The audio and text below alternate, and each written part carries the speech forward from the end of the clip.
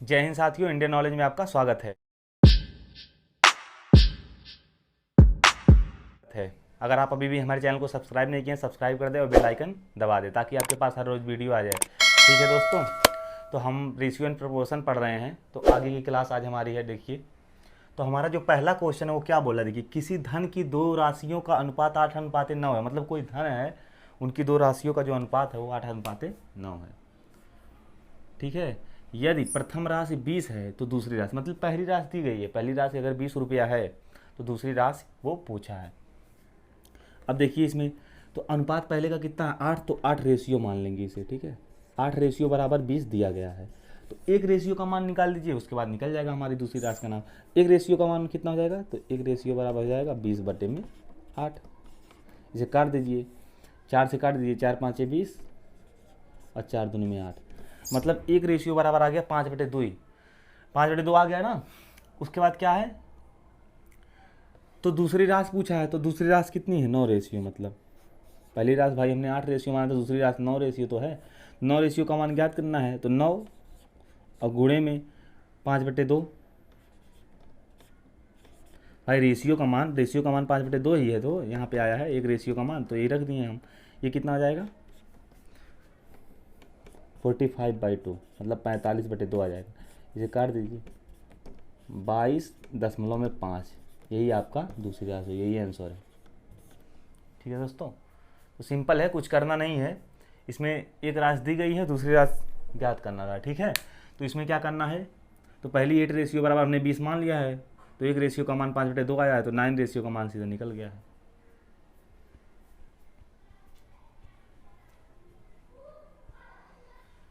तो हमारा दूसरा क्वेश्चन आ गया है, एक शहर में पुरुष, स्त्री व बच्चों की संख्या का अनुपात 4:5:11 दिया गया है। ठीक है, यदि बच्चों की संख्या 176 है, बच्चों की संख्या दिया गया है, तो पुरुष व स्त्रियों की संख्या क्रमशः होगी।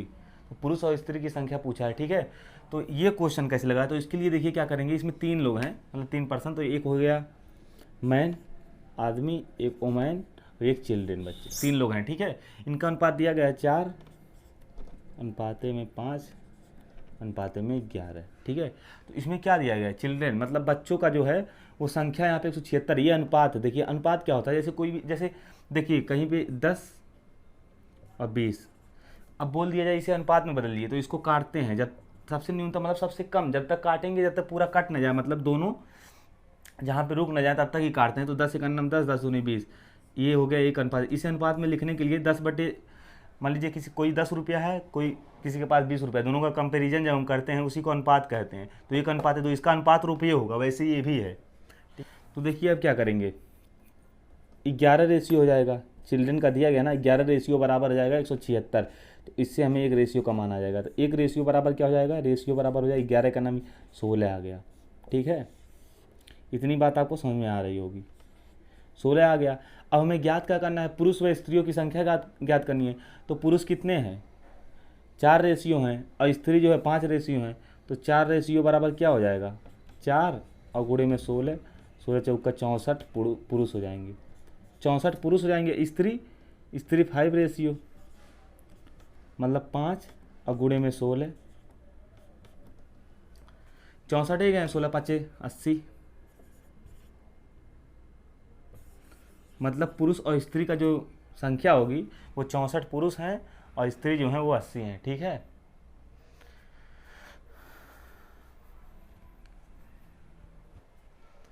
तो हमारा तीसरा क्वेश्चन आ गया है। तीसरा क्वेश्चन क्या बोल रहा है, देखिए, ये दो धनात्मक संख्याओं का गुणनफल बोला है 1575 तथा उनका अनुपात 7.9 है, तब बड़ी संख्या पूछा है। ठीक है, इसको क्या करेंगे, इसका गुणनफल बोला है, तो 7 रेशियो और गुणे में यहाँ पे 9 रेशियो,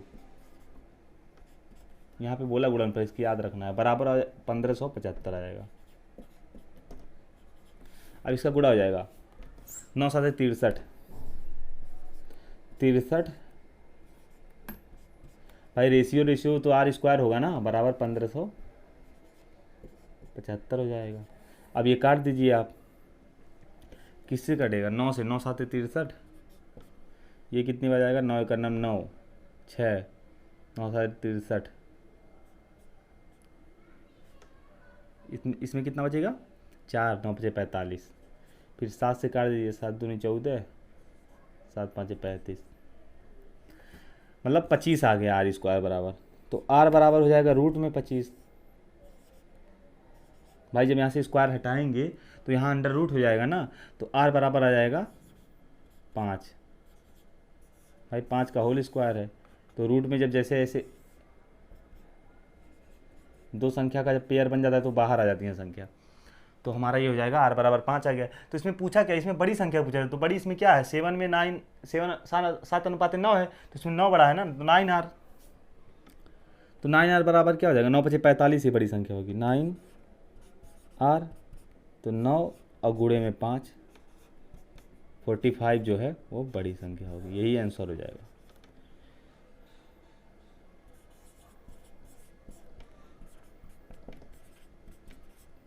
बड़ी संख्या, ठीक है। देखिए इसमें कुछ करना नहीं है, बोला है तो संख्या का गुणनफल 1575 है, तो हमने दो संख्या का गुणनफल लिख लिया 7 रेशियो। बहुत लोग ये पूछेंगे ये रेशियो में क्यों रहता है ऐसे।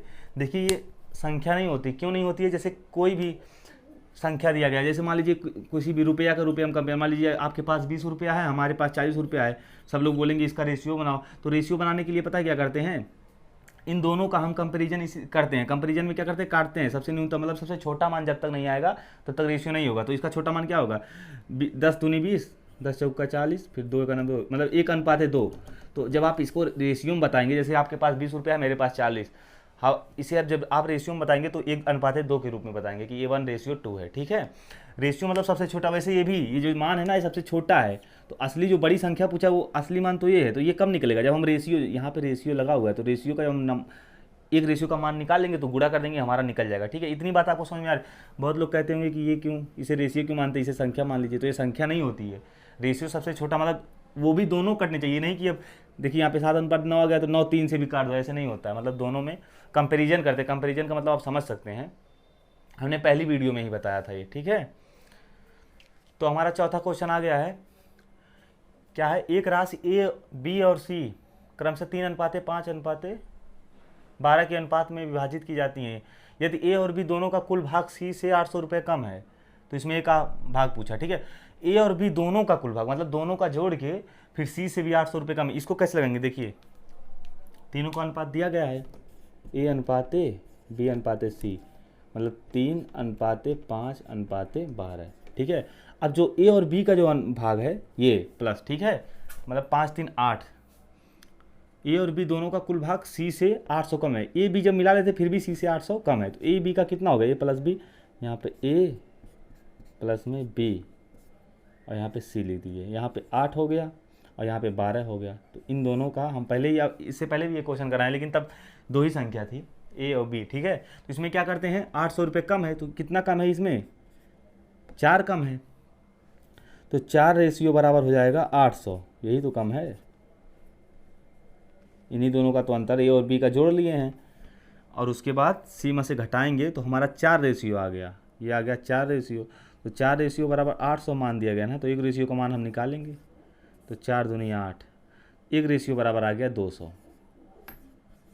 ठीक, एक रेशियो बराबर 200 आ गया। इतनी बात आपको समझ में आ रही होगी। अब क्या क्या पूछा है इसमें, पूछा है ए का भाग कितना होगा। ये 3 रेशियो है ना, तो 3 गुणे में 200,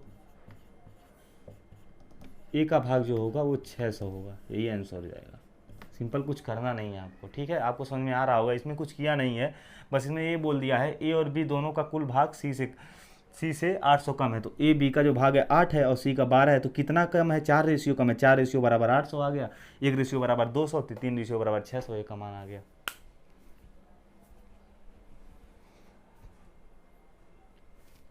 तो हमारा पांचवा क्वेश्चन आ गया है। पांचवा क्वेश्चन बोल रहा है 710 रुपये को ए बी सी में इस प्रकार बांटा गया है कि ए को बी से 40 ज़्यादा, सी को ए से 30 ज़्यादा मिलते हैं, ए का भाग बताओ, ठीक है। तो मान लीजिए ए बी और सी, ए बी सी, यहाँ पे हमारे 3 आदमी हो गए। अब क्या बोला है, जैसे क्वेश्चन बोला वैसे ही करते आप चले जाइए। ए को बी से 40 ज़्यादा, मतलब मान लीजिए बी का मान यक्स है, ए को क्या मिल गया, यक्स, ए को तब कितना मिल जाएगा, यक्स और प्लस में 40। अब देखिए क्या बोला है सी को ए से 30 ज़्यादा, सी को ए से कितना मिलेगा, यक्स, प्लस में 30 ज़्यादा मिलेगा ना, 40 30 70। इतनी बात आपको समझ में आ रही होगी। तो ए का भाग पूछा है, ठीक है। तो अब हम क्या करेंगे, देखिए अब ये तीनों को जोड़ लेंगे और बराबर 710 रुपये, क्योंकि 710 रुपये को ABC में तो बांटा गया है, ठीक है। तो इसमें भी आ जाएगा। तो 7 4 11 और यक्स 3x प्लस में 110 बराबर 710। इतनी बात आपको समझ में आ रही होगी। तो 3x बराबर हो, ये इधर जाएगा, कितना हो जाएगा, माइनस में जाएगा 710 और माइनस में 110। तो 3x बराबर 600, पैसे घटाएंगे तो 600 आएगा और x बराबर जो आएगा आपका 200। इतना बात आपको समझ में आ रहा होगा। हमने क्या किया, जैसे क्वेश्चन बोला वैसे हमने करते चले गए। हम बोला है बी हमने x माना, x प्लस 40 इतना ज़्यादा है, और सी जो है वो ए से जो है 30 ज़्यादा था, तो x प्लस 70, 40 30 70, ठीक है। अब तीनों को जोड़ेंगे, भाई तीनों का ही तो मान 710 रुपये है। तो 3x प्लस 110, 40 और 30 70, ठीक है। 70 बराबर 110 और 3x बराबर 710 में से माइनस 110 घटा देंगे, 600x बराबर 200 आ गया। अब हमें पूछा क्या है, ए का भाग पूछा है। ए का भाग क्या होगा, x प्लस 40 ही तो एक है। तो x का मान कितना है, 200 और प्लस में 40, मतलब ए का जो भाग होगा वो 240। यही आंसर है, ठीक है दोस्तों। इसमें कुछ करना, एकदम सिंपल क्वेश्चन है। आप जैसे जैसे क्वेश्चन बोला वैसे वैसे आप करते चले जाइए। मतलब ए बराबर जो ए का हमारा मान आ गया वो 240 रुपये।